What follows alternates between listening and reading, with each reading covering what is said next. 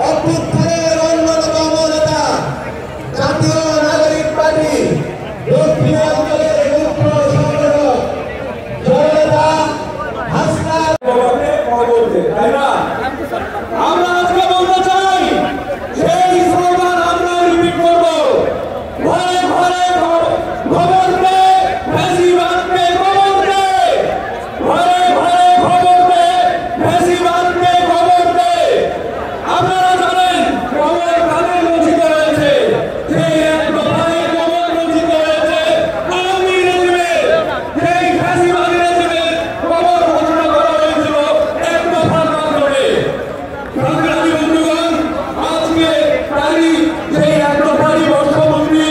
আপনারা সবাই ধৈর্যের সহিত আমাদের সেই মহানায়কের বক্তব্য শুনবেন আশা করব এবং আমাদের আজকে সেই ঘোষণাপত্র প্রকাশ করা হবে ইনশাআল্লাহ।